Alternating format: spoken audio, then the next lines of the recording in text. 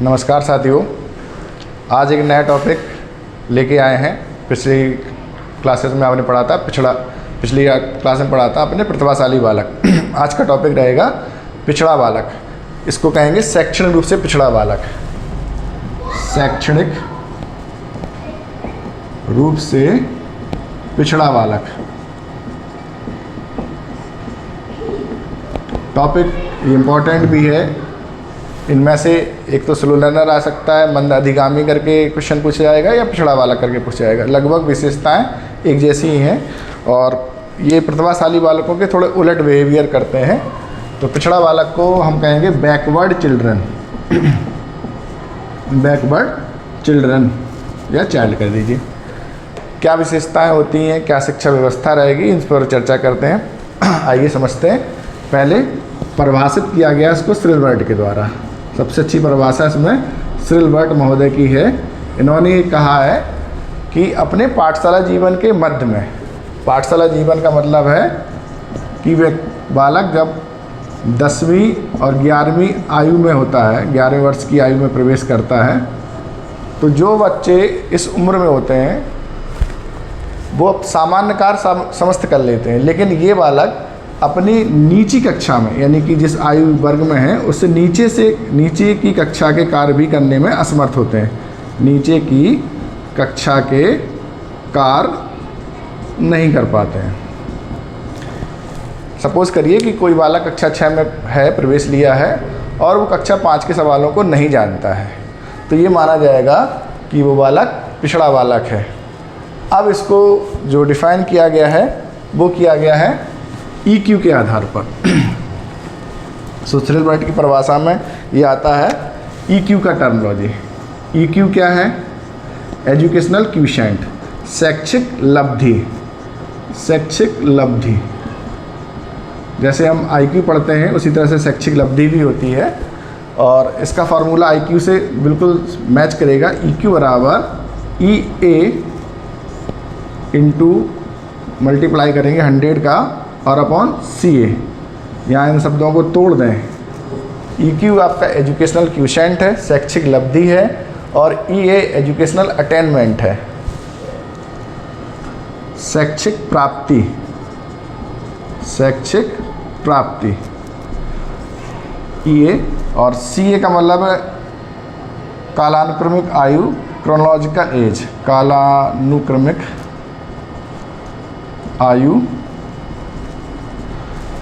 और ये 100 का मल्टीप्लाई इसलिए किया जाता है कि संख्या को दशमलव के चक्कर से बचाया जा सके, पूर्णांक में ले ली जाए संख्या, इसलिए 100 का मल्टीप्लाई किया जाता है फार्मूले। इस फार्मूले दिया था श्रिलबर्ट ने। श्रिलबर्ट ने। तो इसमें एक दोबारा दूसरी परिभाषा बनती है कि जिन बालकों की शैक्षिक लब्धि 85 से कम है, 85 से कम है, यानी जिनकी शैक्षिक लब्धांक जो है 85 से कम आ रहे हैं, उनको हम पिछड़ा बालक समझेंगे, मान लेंगे।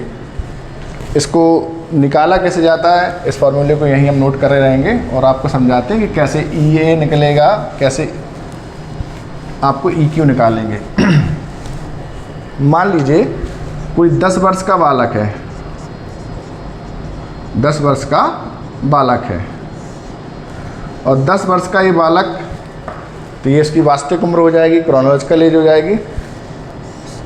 ये 8 कक्षा ही मान लीजिए, कक्षा 8 की गणित लगा ले रहा है। इसको कक्षा 8 की गणित की समझ है और बाकी कक्षा 6 के सारे विषय कर ले रहा है, कक्षा 6 के विषय कर ले रहा है। तो अब हम इसका EA निकालेंगे इस आधार पर। कक्षा 8 की गणित है, कक्षा 6 के समस्त विषय लगा ले रहा है, समस्त और कर लीजिए। तो इसका EA निकालने का ये फार्मूला ये रहेगा, EA निकलेगा आपका एवरेज से 8 और 6, और इसका औसत कर देंगे, 2 कक्षाएँ हमने ली हैं तो एवरेज हो जाएगा 7। ये हमारा EA निकला, एजुकेशनल अटेनमेंट निकला। अब इसी एजुकेशन अटेनमेंट को हम एक फार्मूले में फिट करके देखते हैं। EQ निकालेंगे। EQ बराबर EA हमारा निकल रहा था 7, बच्चे की उम्र थी 10 साल और 100 का गुणा करेंगे ताकि जोड़ में भाग में आसानी हो। यहाँ से हमने काट दिया, ये 10 आया, ये आया यहाँ पर 70। अगर किसी बालक का ये 70 आ रहा है तो ये माना जाएगा कि बालक शैक्षणिक रूप से पिछड़ा बालक है, और शैक्षिक लब्धांक के आधार पर इसको शैक्षणिक पिछड़ा घोषित कर देंगे। तो अब पुनः इसमें एक बार समझ लीजिए कि 2 परिभाषाएं सिरिलबर्ड ने दी हैं। एक परिभाषा में इन्होंने एजुकेशनल क्वोशिएंट के आधार पर व्यक्ति की वर्गीकरण किया है, बालक का वर्गीकरण किया है कि अगर 85 से किसी का भी EQ कम है तो उसको हम शैक्षणिक रूप से पिछड़ा मान लेंगे। और दूसरा है पाठशाला के आधार पर, कि जो आपकी स्कूलिंग है पाठशाला के मध्य जीवन में, मध्य जीवन का मतलब है 10 से 11 वर्ष की आयु में अगर आप हैं तो आप अपने नीचे की कक्षा के कार्य ना कर सकें, शैक्षणिक रूप से उसको सॉल्व ना कर सकें, तो आपको पिछड़ा वर्ग का बालक पिछड़ा बालक माना जाएगा। तो ये 2 परिभाषा सिरिलबर्ड की हैं। तीसरा फैक्ट इसमें जो याद रखना है, बहुत इम्पॉर्टेंट है, इनकी किताब। तो जिस नाम से हम आप देख रहे हैं, किताब भी इसी नाम से होगी, बैकवर्ड चिल्ड्रन। तो सिरिलबर्ड की तीसरी जो महत्वपूर्ण पॉइंट नोट करना है वो है बैकवर्ड चिल्ड्रन। ये इनकी बुक है, ये बुक ये सिरिलबर्ड ने लिखी है। तो पिछड़े बालक पर सबसे अधिक काम किया है सिरिलबर्ड ने।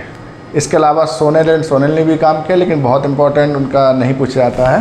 तो ये परिभाषित कर दिया हमने। अब इनकी पहचान तो हम गए हैं, पहचान विशेषताएं समझ गए हैं। अब हम समझेंगे इनकी शिक्षा कैसे होगी, पिछड़े बालकों को पढ़ाना कैसे है। जो पिछड़े बालकों को पढ़ाने का तरीका है वही आपके मंद अधिगामी यानी स्लो लर्नर को पढ़ाने का तरीका है। तो चाहे मंद अधिगामी पूछा जाए, मंद अधिगामी हिंदी में से कहते हैं, थोड़े कठिन शब्द लग सकते हैं, स्लो लर्नर, धीमी गति सीखने वाले बालक। कभी कभी सीटेट में सीधा पूछ लेता है धीमी गति सीखने वाले बालक। तो मंद अधिगामी आ जाए या पिछड़े बालक आ जाए, इन दोनों के शिक्षण कार्य का तरीका एक ही रहेगा।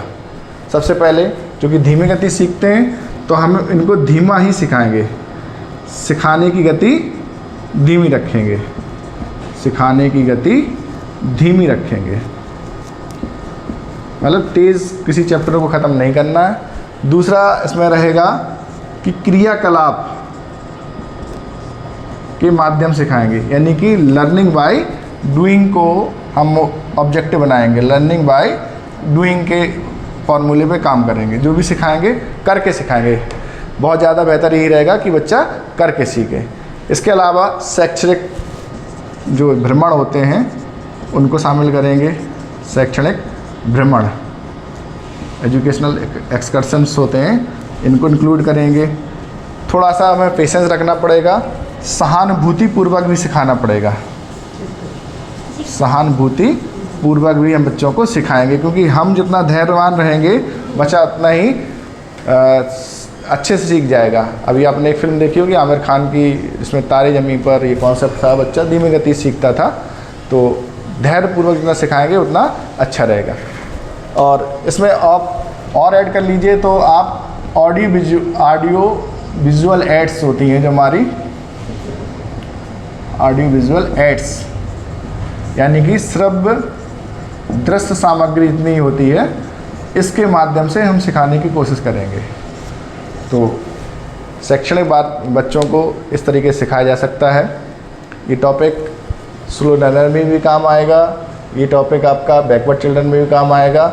एक प्रश्न बनने की संभावना इनसे रहेगी, और बहुत अधिक कॉन्सेप्चुअल क्वेश्चन नहीं आएंगे, इस पर तथ्यात्मक प्रश्न नहीं पूछे जाएंगे, सीधा सीधा एप्लीकेशन अप्लाइड फॉर्म में क्वेश्चन आ रहे हैं, उनको करिए आप। नेक्स्ट वीडियो में आपको नया टॉपिक मिलेगा। धन्यवाद।